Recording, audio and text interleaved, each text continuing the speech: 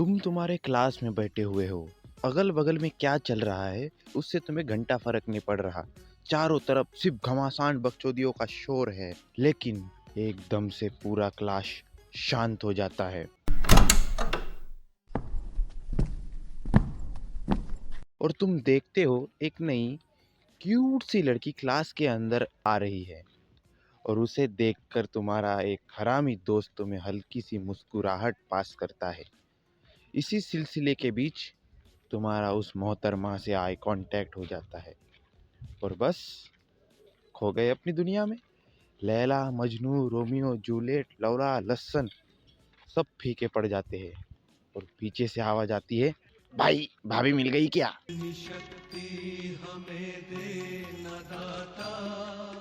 Cool creche भी ना कमाल की चीज है।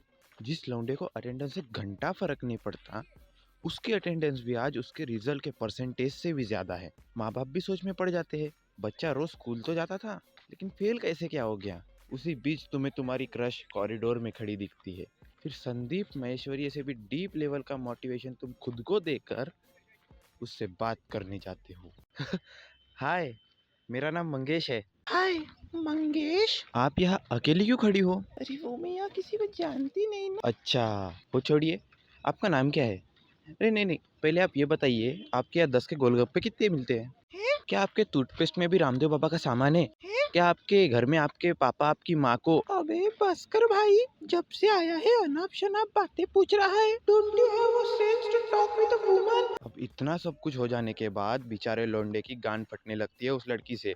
और फटे भी क्यों ना यार, इतना बेकार हगने के बाद किसी को भी पास्ट याद करके शर्म आ जाएगी। ऐसे ही होता है यूट्यूब पर अजीब से अजीब, गरीब से गरीब लव गुरुओं का ज्ञान सुनकर और उसे असलियत में आजमा कर। दोस्तों, अगर आपको भी अपनी क्रश से बात करनी है लेकिन आपको समझ नहीं आ रहा है क्या बात करूं, तो सिंपली उसे एक फ्रेंडली जेस्टर दीजिए। दोनों के बीच में एक म्यूचुअल इंटरेस्ट ढूंढिए।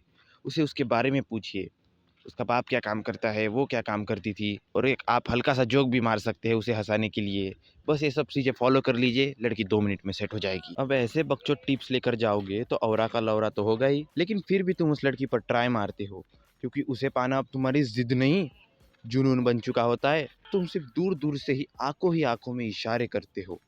इसी चक्कर में पूरे क्लास को पता चल जाता है कि तुम्हें वह पसंद है। फिर जैसे ही क्लास के बच्चों को तुम दोनों थोड़े आसपास भी दिखते हो तो करना शुरू कर देते हैं।